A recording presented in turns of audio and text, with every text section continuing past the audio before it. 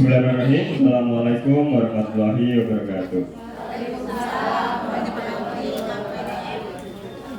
Yang terhormat Ibu Kepala Sekolah, yang kami hormati pula Bapak dan Ibu Guru SDN Cikampek Selatan 2. Yang pertama, marilah senantiasa kita panjatkan puja dan puji syukur kehadirat Allah Subhanahu wa taala atas berkat rahmat hidayahnya kita pada kesempatan siang kali ini masih diperkenankan berkumpul di ruangan ini dalam keadaan sehat tanpa kurang suatu apapun. Yang kedua, terima kasih pula kiranya sudah saya pelajari di program pendidikan guru penggerak yang alhamdulillah pada kesempatan kali ini sudah memasuki modul 2.2, artinya saya sudah setengah perjalanan, tinggal 50% lagi kurang lebih. Sebelum saya menyampaikan apa yang sudah saya pelajari terkait dengan modul 1.4, sedikit informasi yang bisa saya sampaikan. Alhamdulillah pagi tadi sudah ada informasi terkait dengan pendidikan guru penggerak di angkatan yang ke-10. Alhamdulillah untuk teman kita yaitu angkatan 9 untuk teman kita yaitu Ibu Witri Ayu Herawati dan Ibu Mimin Mintasi tercover di sana di program pendidikan guru penggerak di angkatan 10 yang rencananya itu akan dilaksanakan mulai dari tanggal 19 Agustus, apabila salah ya, tidak ada susulan lagi nanti. Kemudian terkait dengan apa yang akan saya sampaikan yaitu adalah modul 1.4 yaitu budaya positif di sekolah. Sebentar, Bu. Sebelum saya menyampaikannya, seperti biasa di dalam pendidikan program guru penggerak itu ada sebuah kesepakatan dalam sebuah forum kita berkomunikasi. Mungkin juga ini komunikasi sebagai yang kemarin yang ditetapkan oleh Ibu Kepala Sekolah, forum diskusi atau forum komunitas penggerak komunitas sekolah yang kemarin walaupun belum di-SK-kan ternyata sudah secara tersurat walaupun by WA itu sudah ada di komunitas atas dan komunitas bawahnya. Ini sekaligus untuk bisa berbagi di forum tersebut. Yang pertama kesepakatannya adalah kita saling menghargai. Hargai yang seperti apa? Hargai pendapat rekan sejawat. Kemudian kesepakatan yang selanjutnya yaitu kehadiran, mode senyap alat komunikasi dan hadir sepenuhnya. Untuk hadir sepenuhnya, walaupun dari Bapak dan Ibu Guru tidak bisa hadir sepenuhnya, namun secara kuantitatif jumlah ini sudah melebihi dari target yang ditargetkan oleh pengajar praktik yaitu 10 peserta minimal. Ini lebih dari 10 peserta, saya ucapkan terima kasih yang sebanyak-banyaknya. Yang selanjutnya, kesepakatan yang selanjutnya yaitu tanggung jawab. Di dalam diskusi nanti silakan sampaikan saja apa yang ingin diketahui atau Bapak Ibu ingin butuhkan, kecuali uangnya. Terkait dengan apa yang ingin saya sampaikan nanti silakan apabila ada yang ingin diketahui yang akan dihadiri oleh Ibu PP Bu Siti Nur Asia yang kemarin juga sudah diinformasikan akan dihadiri juga oleh penanggung jawab dari Kabupaten Karawang yaitu Bapak Warju kalau tidak salah. Bapak Warju yaitu sebagai penanggung jawab program pendidikan guru penggerak di Kabupaten Karawang. Yang selanjutnya kesepakatan yang keempat yaitu keempat kesepakatan ini apakah ada yang sekiranya ingin dirubah atau ingin ditambahkan. Kalau dalam pendidikan guru penggerak memang semacam ini ya, di awal pertemuan itu pasti disepakati dulu ada kesepakatan apakah Bapak Ibu peserta yang ada di depan saya atau dimanapun ketika ada di pertemuan pendidikan guru penggerak itu ada kesepakatan yang sekiranya nanti memberatkan boleh itu dirubah atau yang sekiranya perlu ditambahkan nanti boleh ditambahkan. Apabila tidak ada maka bisa langsung kita ke slide yang berikutnya. Bapak dan Ibu yang saya hormati, tujuan dari diseminasi ini adalah setelah kegiatan ini Bapak ibu guru diharapkan dapat untuk satu, memahami budaya positif di lingkungan sekolah. Kemudian yang kedua, melaksanakan penerapan budaya positif di lingkungan sekolah. Kalau di pendidikan guru penggerak mungkin itu budaya positif, tapi kalau sebenarnya yang kita dulu pernah lakukan itu adalah pendidikan karakter. Jadi hampir sama, hanya saja beda di momentumnya. Kalau yang dulu masih di kurikulum 13, pendidikan karakter dan lain sebagainya. Kalau yang sekarang di Merdeka itu ada yang namanya budaya positif. Gitu.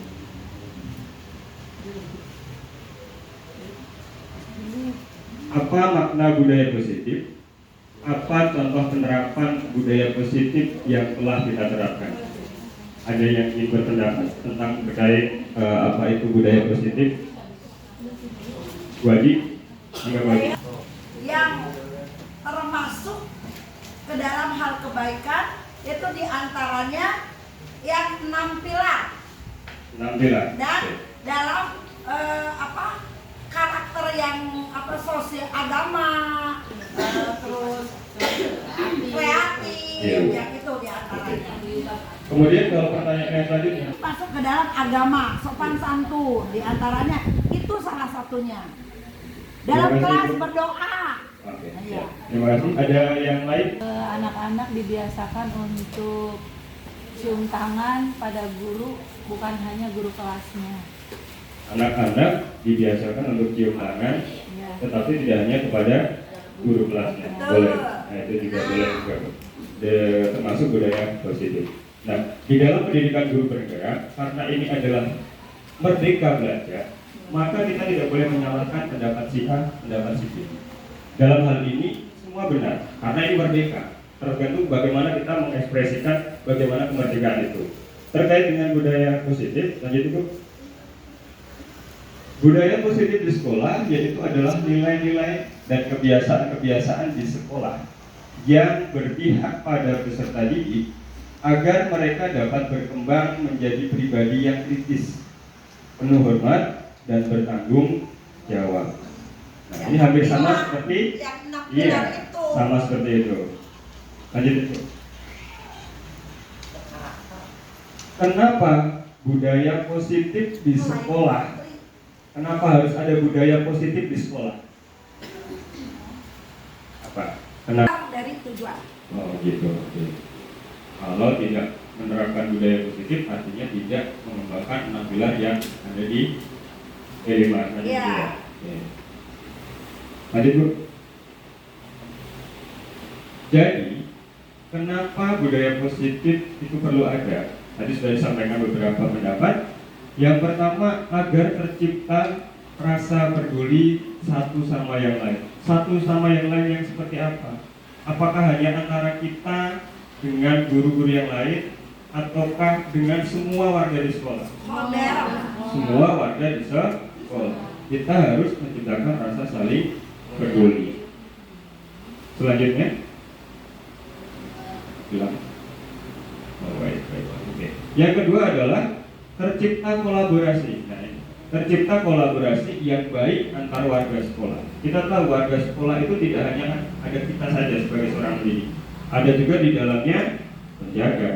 Ada juga di dalamnya wali murid. Ada juga di dalamnya operator dan lain sebagainya. Itu adalah warga sekolah. Jadi kita wajib menciptakan kolaborasi di antara mereka. Kita tidak bisa hanya berkolaborasi saja dengan pendidik saja. Tidak boleh. Tapi kita juga harus berkolaborasi antara seluruh warga sekolah. Kemudian yang selanjutnya, yang ketiga, menumbuh kembangkan sikap gotong royong. Hampir sama, kolaborasi juga gotong royong. Ada nilai gotong royongnya, tapi lebih dispesifikasikan lagi pada sikap gotong royongnya. Lanjut Bu.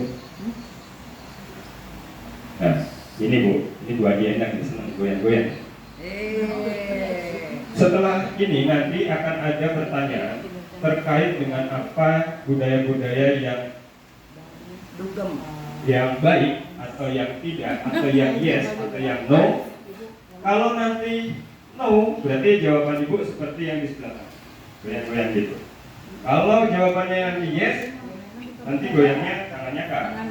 Ke atas. Bisa minta tolong untuk berdiri dulu sebentar. Boleh. Berdiri dulu sebentar. Ini tangannya gini. Ayo, kita berdiri dulu sebentar.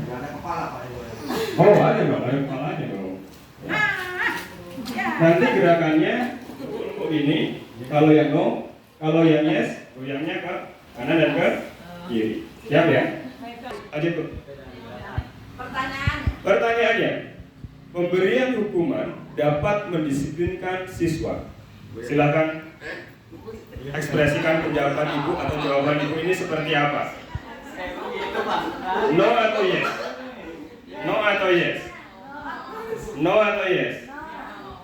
No atau yes? Oke, no. Kenapa kok no? Kenapa? Bukan dihukum. Bukan dihukum, oke. Diberi pemahaman aja, oke. Diberi tugasnya yang sifatnya Diberi tugasnya yang sifatnya mendidik, oke, betul semua itu lagi. Lanjut Bu. Selanjutnya, pemberian hadiah dapat meningkatkan prestasi siswa. Oke, ini jawabannya ada yang gini, ada yang gini, ada yang jawabannya yes, ada yang jawabannya no. Saya butuh pendapat bagi yang jawabannya yes. Siapa tadi yang Hadiah yes? merupakan motivasi bagi siswa. Hadiah merupakan motivasi bagi siswa. Oke. Dengan mendapatkan hadiah, anak lebih semangat belajar. Dengan mendapat hadiah, anak akan lebih semangat belajar. Sekarang yang no. No, kenapa Bu? Alasannya ketergantungan.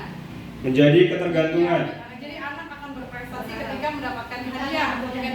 Tidak dikasih hadiah, anak tidak malas untuk berprestasi. Oke, boleh juga. Pencapaiannya bukan dari hati. Iya, betul sekali. Jadi apa yang disampaikan Bu Endang punya dasarnya.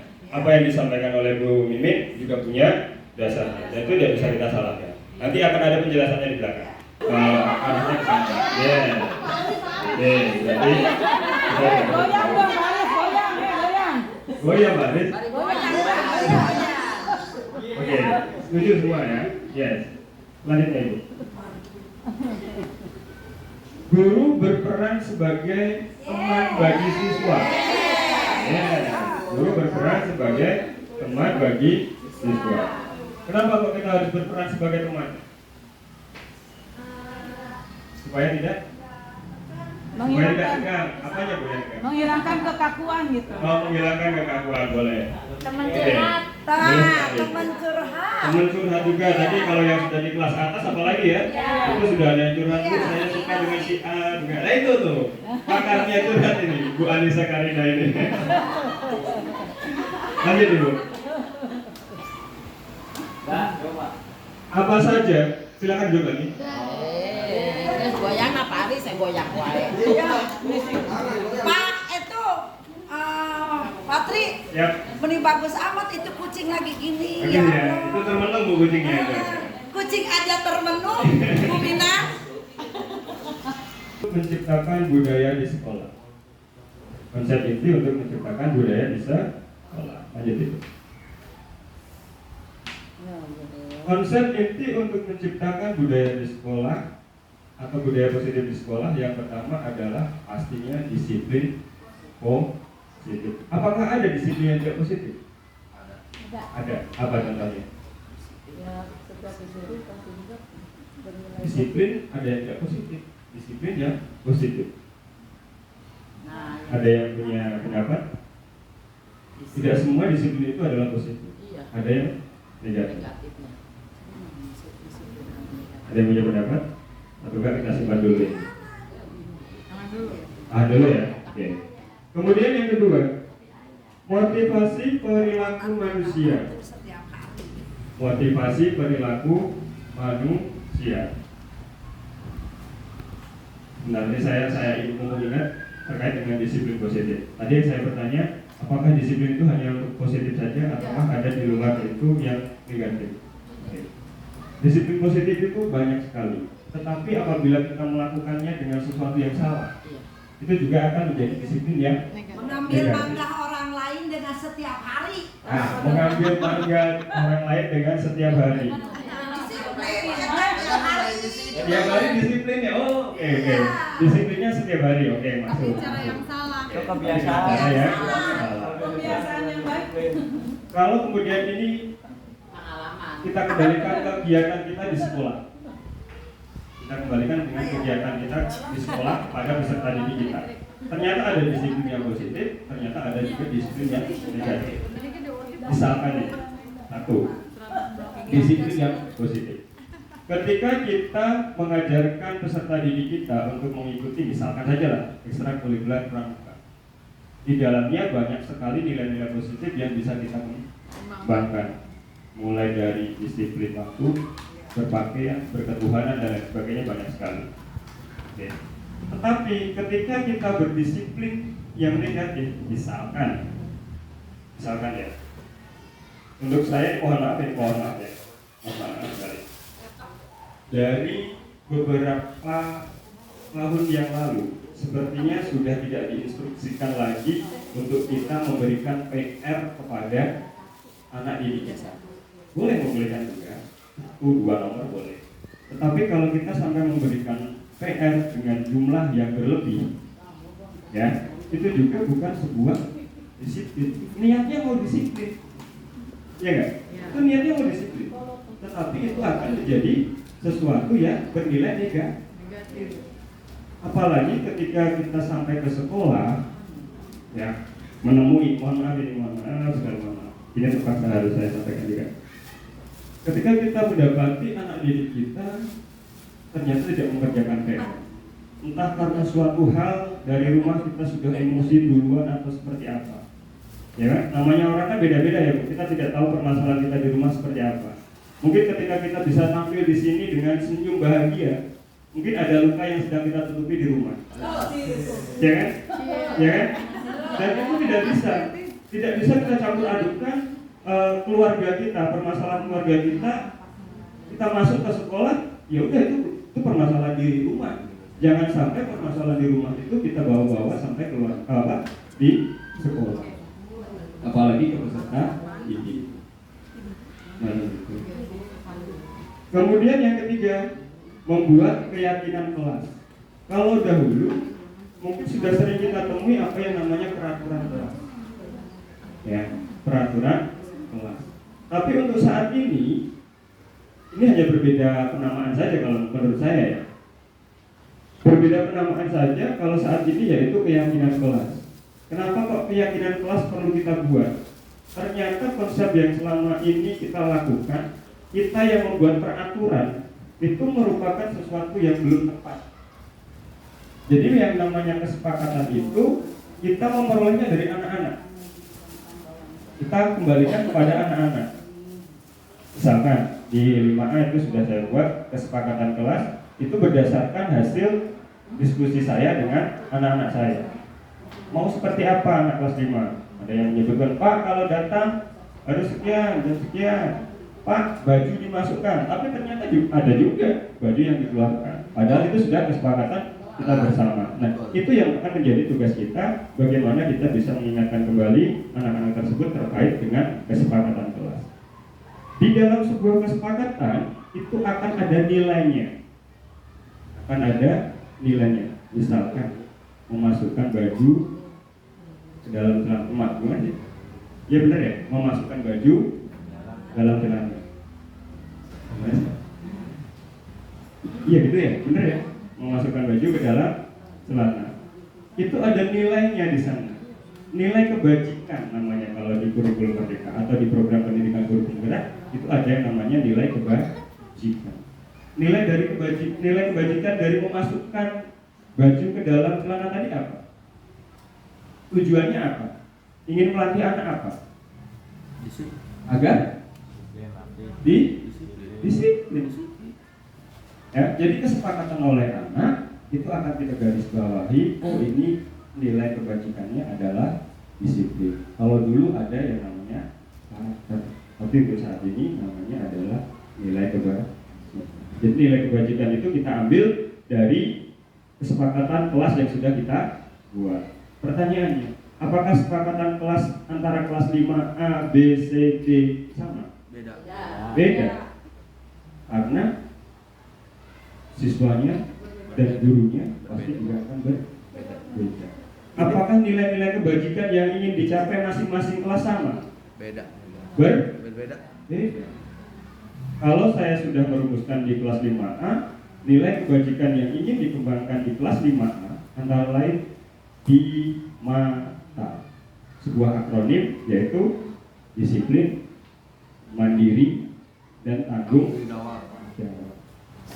Ini merupakan kesepakatan yang kemudian saya simpulkan nilai kebajikannya dan saya buatkan akronim agar anak-anak lebih mudah mengingatnya. Lanjut dulu.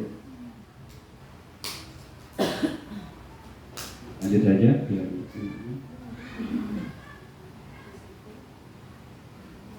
Lanjut Bu.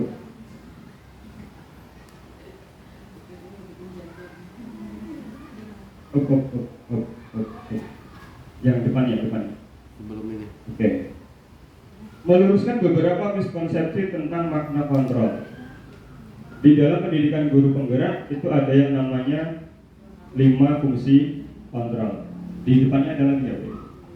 Ada dituliskan? Oh, belum dituliskan. Yang pertama, ilusi guru mengontrol murid. Kemudian yang kedua, ilusi bahwa semua penguatan positif efektif dan bermanfaat. Yang ketiga, ilusi bahwa kritik dan membuat orang merasa bersalah dapat menguatkan karakter. Miskonsepsi, ya. Miskonsepsi. Mendisiplinkan dengan cara membuat orang merasa bersalah itu dapat mengembangkan atau menguatkan karakter dia.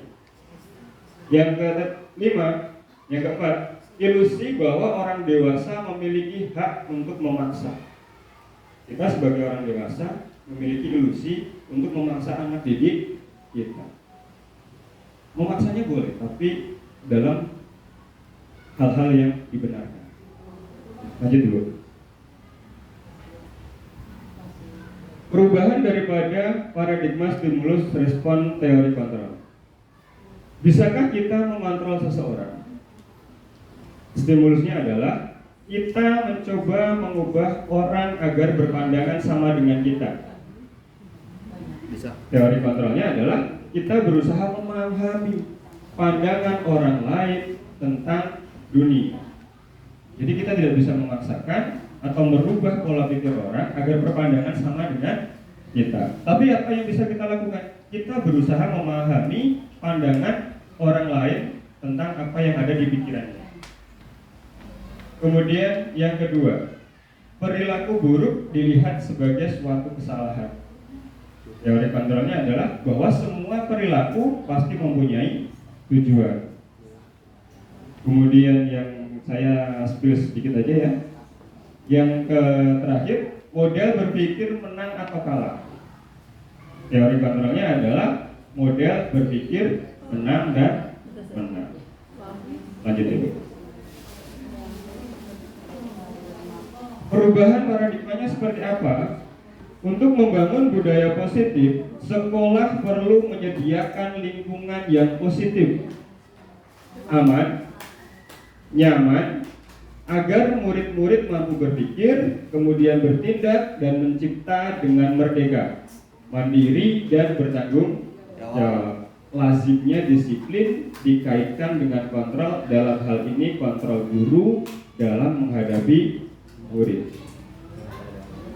Menyediakan lingkungan positif, aman dan nyaman kepada murid-murid. Pertanyaannya, sudahkah itu tersedia di sekolah kita? Menyediakan lingkungan yang positif, aman dan nyaman di sekolah. Sudah. Sudah tersedia. Oke. Yang kedua, lazimnya disiplin itu kita kaitkan dengan kontrol. Dalam hal ini kontrol dulu dalam menghadapi muridnya. Sudah. 38 murid dalam satu kelas, 40 murid dalam satu kelas, dengan keberagaman yang berbeda, dengan keberagaman ekonomi keluarga yang berbeda, dengan keberagaman lingkungan masyarakat yang berbeda pula. Apakah sama anak-anak tersebut pemikirannya? Berbeda. Kalau kemudian kita punya emosi, ya itu wajar. Kita ngadepin anak kita yang 1-2 aja, kita kadang bisa emosi. Apalagi anak ini anak orang lain dengan latar lingkungan yang berbeda-beda. Tetapi apakah kita bisa melakukan sesuatu hal itu dengan seinginnya kita? Pasti tidak, karena kita dibatasi oleh apa ya istilahnya, tugas kita sebagai seorang guru. Jadi kita tidak bisa memaksakan ke arah sana. Lanjut Ibu.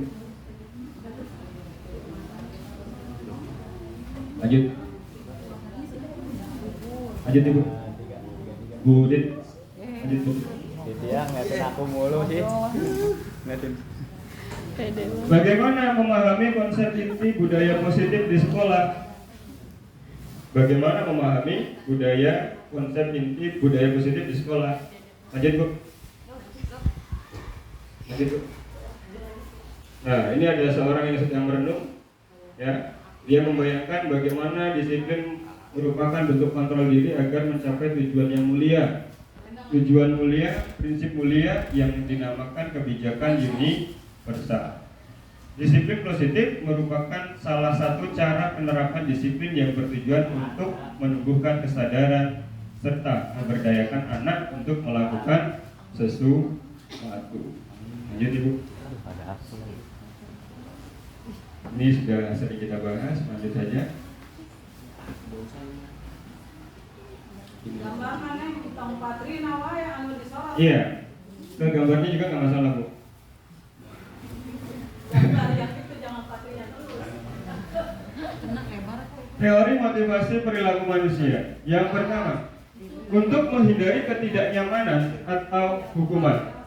Yang kedua, untuk mendapat imbalan atau penghargaan dari orang lain. Nah, ini sudah masuk ke hadiah tadi. Ini adalah motivasi eksternal. Lanjut Ibu. Yang ketiga, untuk menjadi orang yang mereka inginkan dan menghargai diri sendiri dengan nilai-nilai yang mereka percaya. Motivasi ini bersifat internal karena membuat seorang memiliki disiplin yang positif. Lanjut.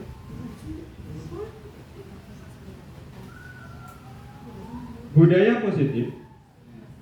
Lanjut. Tadi saya jelaskan sekilas. Lanjut.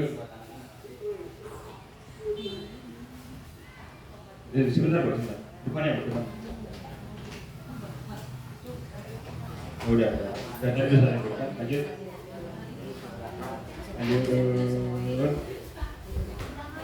Akan terlambat lagi, jadi diulang sebanyak 100 kali. Ini Sanksi itu hukuman atau sanksi. konsekuensi? Hukuman. Hukuman atau konsekuensi? Hukuman.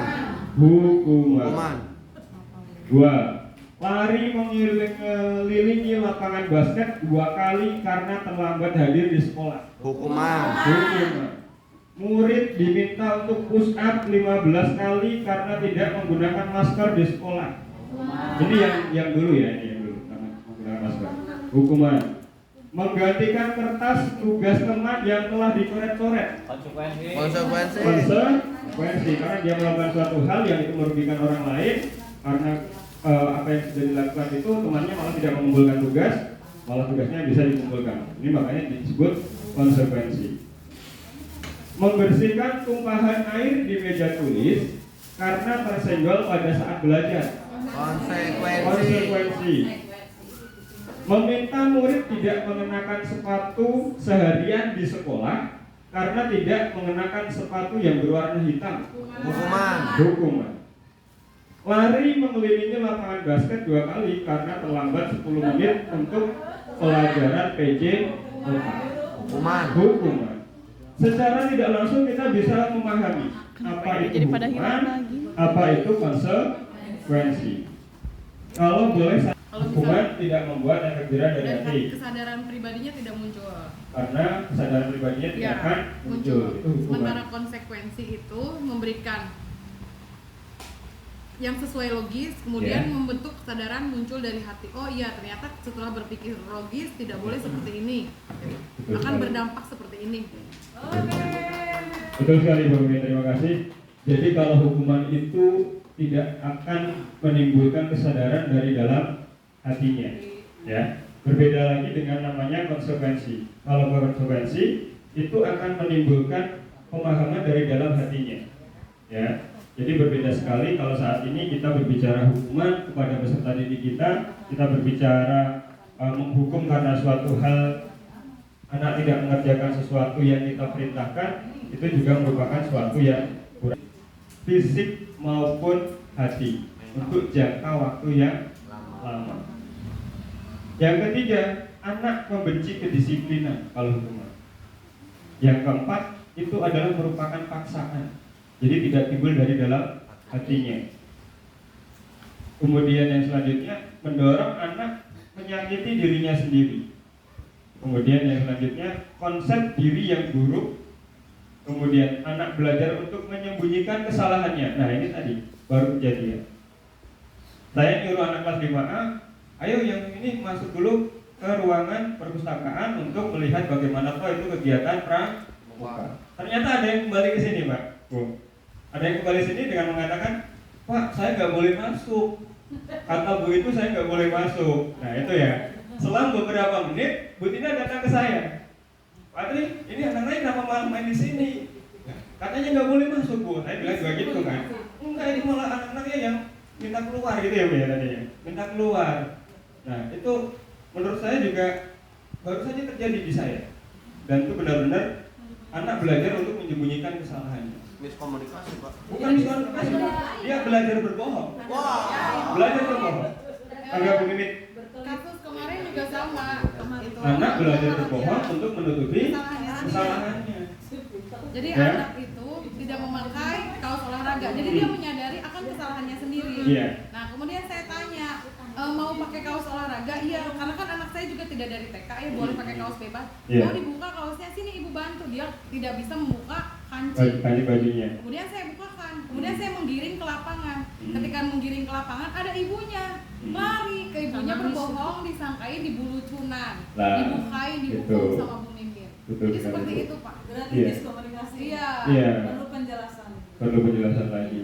Jadi hukuman itu malah tidak salah, dipermalukan, merasa tidak dihargai. Ya. Jadi dengan hukuman itu anak akan marah, kemudian akan timbul rasa bersalah dalam dirinya, merasa dipermalukan, kemudian merasa tidak dihargai. Ya. Ini bukan kata saya, tapi ada sumbernya. Sumbernya disadur dari Restitution Diani Gosen The Fifth Position of Control, Yayasan Pendidikan Luhur tahun 2005. Jadi bukan pendapat saya hanya mendapat disadur dari yang di depan ini. Bedanya apa dengan konsekuensi? Yang pertama, kalau konsekuensi sesuatu yang harus terjadi, sama halnya dengan hukuman tadi, harus terjadi. Kemudian yang kedua, membuat anak merasa tidak nyaman dalam jangka waktu yang pendek. Kalau hukuman tadi jangka waktunya panjang, lama. Tapi kalau konsekuensi itu hanya pendek. Penumpakan air di atas meja, disiplin. Kemudian stimulus dan tanggapan. Yang selanjutnya mendorong anak agar mudah menyesuaikan diri. Yang kemudian selanjutnya konsep diri yang baik. Anak belajar untuk mematuhi peraturan. Kehilangan hak, tidak nyaman, diasingkan sementara. Jadi hanya sementara. Tidak berbeda lagi dengan hukuman yang tadi. Lanjut Ibu. Berbicara terkait dengan kebutuhan dasar manusia, bahwa kebutuhan dasar manusia seperti yang Bapak Ibu lihat di depan, yang pertama itu ada penguasa. Ya. Jadi setiap orang penguasa itu penguasa. Kebanyakan ada. Kemudian yang kedua ada kebebasan, kemudian kesenangan, dan yang keempat ada cinta, kasih atau diterima. Yang semuanya itu adalah survival. Gitu Bu. Ini ada sebuah kasus. Bu Ani. Ini mohon maaf namanya Bu Ani ya. Tapi saya secara ini saya tidak ini karena saya juga hanya mendapatkan dari teman. Ibu Ani adalah guru kelas, ternyata benar ini guru kelas 5 juga. Guru kelas 5 di SD Pelita Hati sedang bingung menghadapi ulah salah satu murid di kelasnya yang bernama Agus. Beberapa anak telah datang dan mengeluhkan Agus yang sering kali meminta bekal makan siang mereka dengan paksa. Jika Anda menghadapi situasi seperti ini, seperti Ibu Ani, apa yang akan Anda lakukan? Menurut Anda, kira-kira apa alasan Agus melakukan itu? Coba. PTK Kak Bu Ani. PTK penelitian. Lapar kali ya, karena Agus belum sarapan. Tapi kan ini terjadi setiap hari. Mungkin Rakus. tidak diberi bekal. Dari rumah tidak diberi bekal. Pertama, adanya suatu pendekatan mengadakan tanya jawab Ya, betul. dengan si Agus Betul. dan kepada temannya. Nah, apa sih penyebab Agus ini sehingga mengambil aja makanan orang lain? orang Nah, mungkin karena dia tidak mampu, Betul. bila perlu home visit guru tersebut. Jadi apa yang disampaikan jadi benar sekali. Jadi yang perlu pertama kali kita lakukan adalah mengidentifikasi kenapa kok permasalahan itu sampai timbul kepada si Agus, kepada si Bu Ani. Ya, bagaimana permasalahan itu bisa timbul? Pertama yang bisa kita lakukan adalah kita mengidentifikasi apa. Lanjut. Oh ini tadi ada Bu, ada penjelasannya. Dalam konteks penerapan disiplin positif, Ibu Ani sebaiknya mencari tahu alasan Agus melakukan tindakan tersebut agar mengetahui kebutuhan mana yang sedang berusaha dipenuhi Agus. Yang pertama, apabila jawaban Agus karena ia lapar dan orang tuanya tidak membawakan bekal makan siang, kebutuhannya berarti adalah bertahan hidup. Ini sama seperti saya. Bertahan hidup ya. Yang kedua, apabila jawaban Agus karena ia senang temannya jadi memperhatikan dia, merasa hebat karena temannya jadi takut. Wah ini ada nih. Dan menuruti keinginannya, maka kebutuhannya adalah penguasa. Nah ini mulai berkembang nih, apalagi di fase-fase habis naik kelas ini. Jadi merasa wah saya ini senior loh di sini, jadi menindas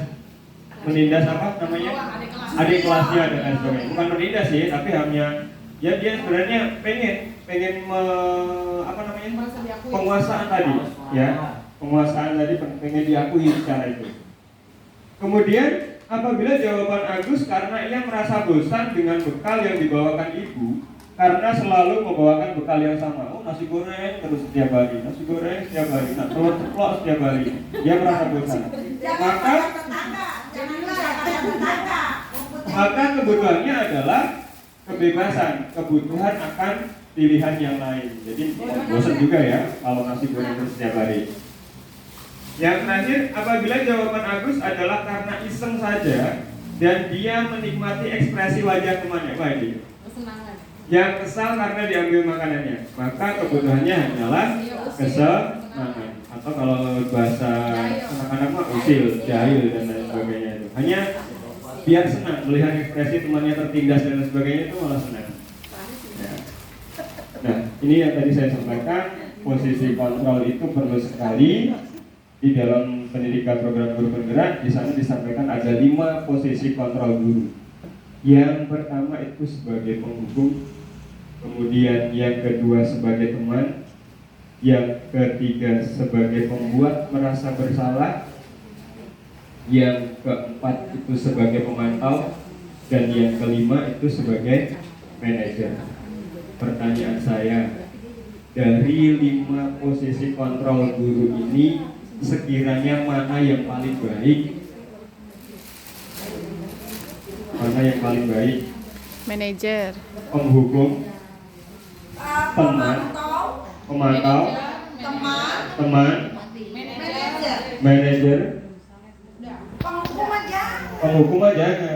Tetapi ini ternyata ada di situ posisi kontrol guru sebagai seorang penghukum, dan itu memang tidak dibenarkan. Ya. Kalau boleh saya merangkum dari semuanya ini, dari 5 posisi kontrol ini, satu yang paling penting, posisi manajer. Jadi bagaimana dia memanajemen baik dirinya sendiri dan kepada peserta didiknya, agar satu bisa berperan sebagai teman, bisa berperan sebagai pemantau, ya, dan bisa berperan bukan sebagai pembuat merasa bersalah kepada anak atau peserta didik. Jadi yang paling penting adalah posisi manajer. Lanjutnya Ibu. Nah, ini kalimat-kalimat atau 5 posisi kontrol yang pertama. Ketika guru berbuat sebagai posisi kontrol penghukum, misalkan di sini ada keterangannya menghardik, menunjuk-nunjuk, menyakiti, kemudian menyindir. Ya, ini berarti identitas yang gagal atau kontrol dari luar, dan ini patut kita hindari. Yang benar yang bagaimana? Tentu saja kita akan mengajukan pertanyaan-pertanyaan yang akan menggiring peserta didik kita untuk tidak lagi melakukan kesalahan yang sama. Maksudnya Ibu? Nah, tadi dulu Bu. Pernah melihat videonya Bu Nur Aminah dulu yang di ruangan sebelah? Coba, coba. Lanjutnya.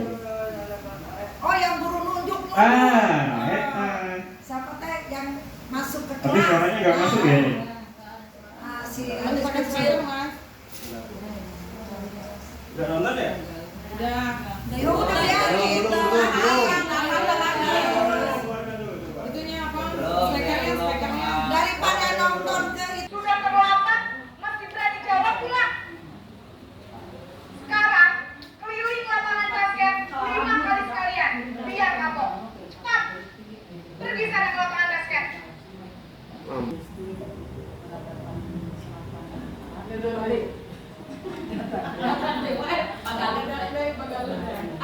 Karen!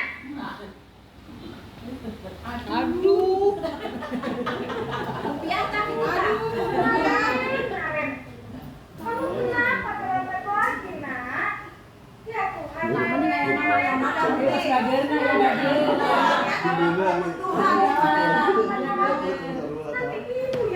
Ya cuma jangan ya, yang gitu dulu malah. sampai ibu tidak bisa membina kamu. Gimana ini? Ibu absen. Ini kamu sudah sering terlambat loh. Ibu harus apa coba? aku mama nih. Ya sudah, lain kali jangan bikin ibu kesal lagi anak ya. Ibu tidak akan kuat lagi kalau kamu begini terus. Bisa jadikan kalau ibu beberapa kali sekolah. Jangan kemana-mana ya Allah ya. Maaf ya Bu, maaf sekali. Maaf lagi jero. Posisi pembuat rasa bersalah. Jangan dengan Sebenarnya ada 2 video.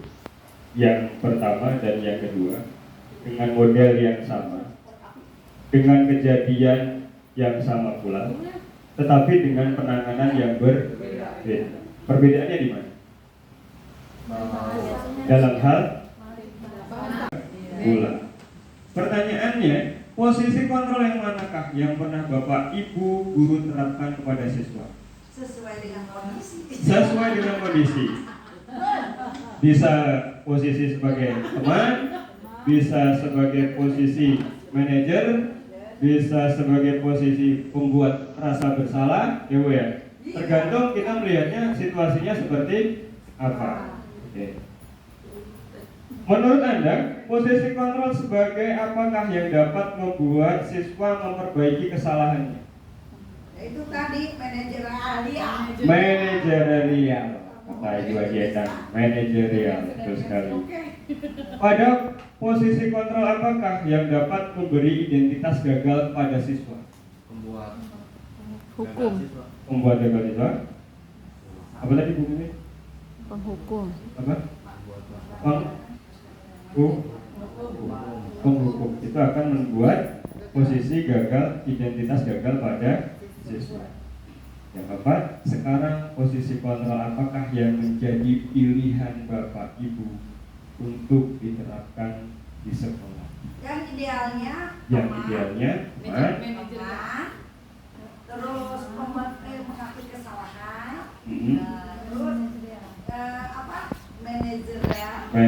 terlepas Pak Karawang mah punya perda, yang mengatur atau melindungi guru, maka itu mah silakan, ya kan? Silakan maka.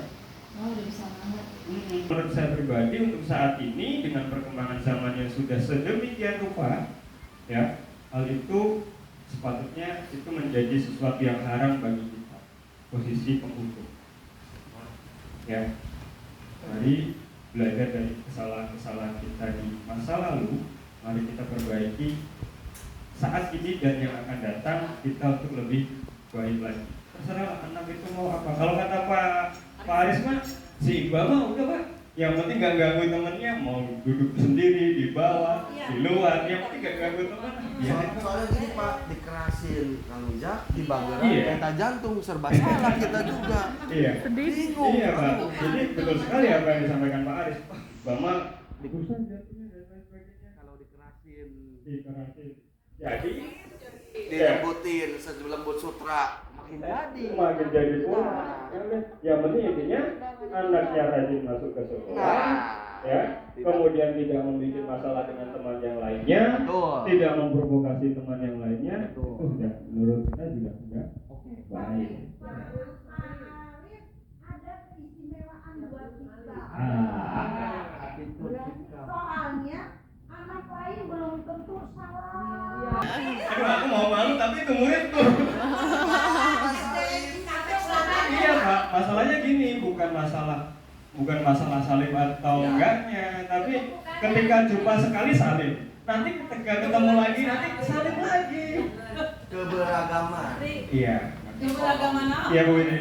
Karena begini, kalau setiap manusia itu berbeda kemampuannya. Ada yang bagus dalam intelijensinya, ada yang pintar emosinya, ada yang pintar sosialnya. Iya. Itu yang membedakan anak-anak kita dan semua orang manusia. Jadi tidak bisa dihukum dengan hukuman yang sama, tidak bisa.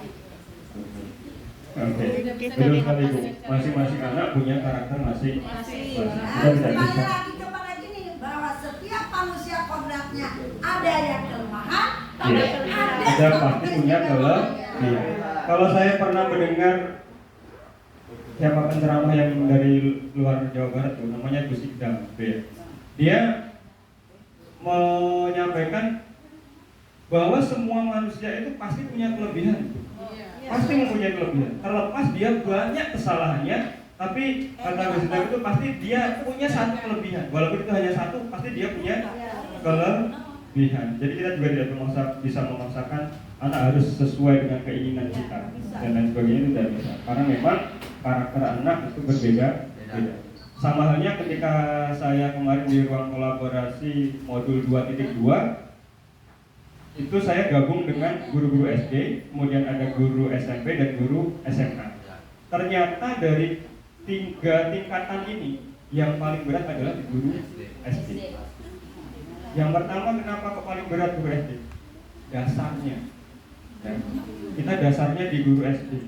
Kita memahami anak mulai dari kemarin pertanyaannya gini, kenapa kok ketika anak dari SD kemudian masuk ke SMP itu diajak berdiskusi kok susah? Kenapa? Nah, gitu pertanyaannya yang muncul. Kenapa kok susah sekali diajak berdiskusi? Jangankan berdiskusi, untuk memberikan narasi jawaban-jawaban saja anak tersebut tidak bisa. Misalkan, kenapa kok suka bakso? Pak, atau pertanyaan gini, apa makanan kesukaanmu? Jelaskan, misalkan katakanlah gitu. Pasti jawabannya hanya bakso atau mie. Ya. Jelaskannya ini tidak dijelaskan lagi karena memang belum fasenya ke sana. Ya. Jadi ini yang menjadi kita agar bisa lebih baik lagi ke depan untuk membimbing anak-anak kita. Lanjut Ibu. Ini slide ke berapa Ibu? Akhirnya sampai di sini. Lanjut aja, lanjut juga. Lanjut. 52, jadi nanti ya lanjut aja. Sambil penutupnya aja. Nah ini, segitiga restitusi. Kemarin kalau pernah mendengar yang di kurikulum Merdeka, di kelas 1 ada namanya Pak Budi, karena ada permasalahan kemarin ya di sekitar sekolah, Pak itu mah harus pakai segitiga restitusi. Nah, inilah segitiga restitusi. Segitiga restitusi, ya namanya segitiga, bentuknya pasti segitiga. Tapi dari segitiga ini ternyata mengandung makna. Jadi ketika ada anak yang berbuat kesalahan, yang pertama kali kita lakukan adalah yang di paling bawah, yaitu menstabilkan identitas. Menstabilkan identitas. Setiap orang pasti pernah melakukan kesalahan. Itu adalah kalimat awal untuk menstabilkan si anak tersebut. Setiap orang pasti pernah melakukan kesalahan. Kamu bukan satu-satunya yang pernah melakukan itu. Itu adalah kalimat yang bisa kita ucapkan untuk menstabilkan identitas daripada si anak tersebut. Selanjutnya apa yang bisa kita lakukan? Masuk ke validasi tindakan yang salah. Kita mencoba mengkorek apa yang sebenarnya terjadi terhadap anak tersebut. Misalkan dengan kalimat, kamu tentu punya alasan mengapa kamu melakukan hal tersebut. Kemudian, adakah cara yang lebih efektif untuk mendapatkan hal yang kamu butuhkan? Nah, jadi kalimat tersebut digunakan untuk membuat atau memvalidasi apakah benar yang sudah dilakukan oleh anak itu, ataukah kesalahan itu memang ada alasan yang lainnya atau apa gitu ya. Yang terakhir, tingkatan yang terakhir yaitu menanyakan keyakinannya. Nilai-nilai apa yang telah kita sepakat? Kita kembalikan ke kesepakatan di kelas kita. Kalau di kelas kita sudah ada kesepakatan, maka apakah anak tersebut sudah melanggar kesepakatan kita dan lain sebagainya. Dan yang terakhir adalah kamu ingin menjadi orang yang seperti apa. Itu mungkin segitiga restitusi, dan nanti Bu Mimin dan Bu Mitri pasti juga akan mempelajari ke sana. Lanjut. Ini nggak usah lanjut.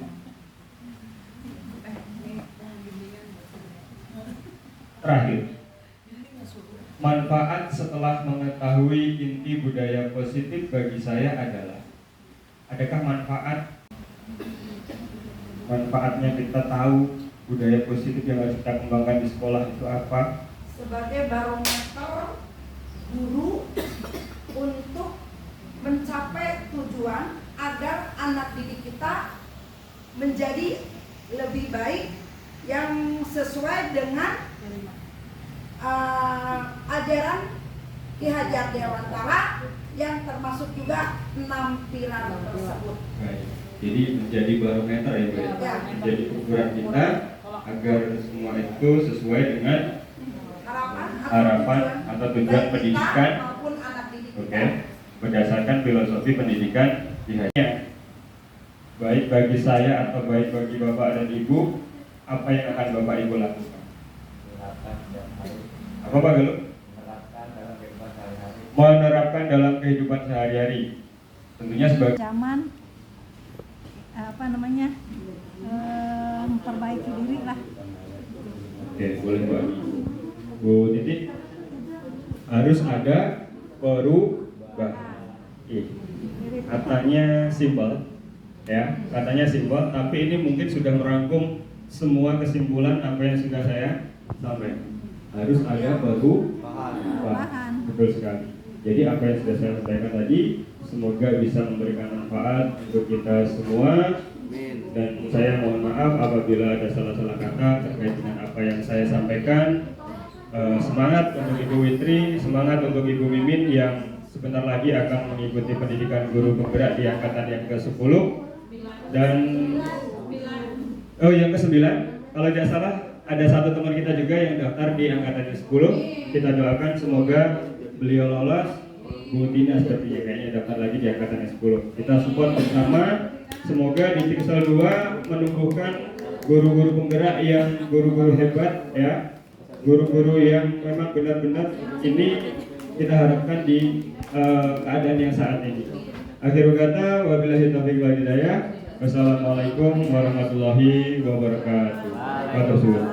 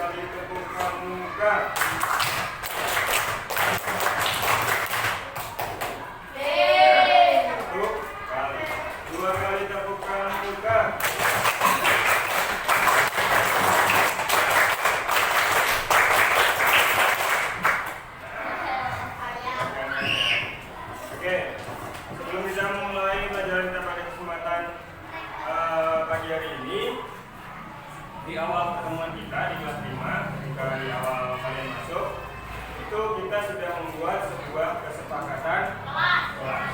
Oke.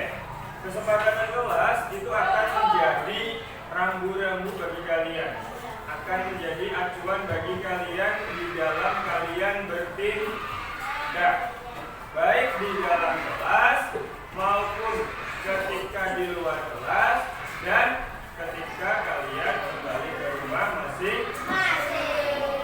Maka harapannya kesepakatan kelas tetaplah menjadi kesepakatan yang akan mengingatkan kalian tentang apa-apa yang sudah kita sepakati. Di sana yang paling saya ingat adalah terkait dengan baju yang dimasuk. Bapak nanti pengen cek. Tolong berdiri semua. Tadi pengen cek adakah baju yang dikeluarkan. Kalau yang seragamnya seperti ini masih bisa dikeluarkan ya. Ya boleh. Tapi kalau yang sudah seragamnya penggalan itu harus dimasuk. Maka beda kembali. Berarti kalau kita berbicara tentang baju yang dimasukkan dan itu adalah sebuah kesepakatan yang sudah kita sepakati, maka kalian wajib apa? Wajib apa? Wajib apa? Memasukkan baju ke dalam. Manfaatnya apa? Manfaatnya apa? 1, rapi. 2, disiplin. Betul sekali apa yang disampaikan oleh apa? Mandiri boleh, karena kamu pakainya sendiri boleh. Benar. Apa lagi? Hemat. Baju dimasukkan mana? Tanggung jawab. Sesuai dengan kebijakan atau kebajikan yang sudah kita sepakati, maka di dalam kelas kita di depan sudah saya pajang sebuah akronim yaitu 5K yang merupakan kepanjangan dari disiplin, mandiri, dan tanggung. Harapannya anak-anak dapat menerapkan itu baik di dalam kelas maupun di luar kelas, bahkan ketika nanti kembali ke rumah atau masyarakat. Sekiranya mungkin itu terkait dengan kesepakatan kelas.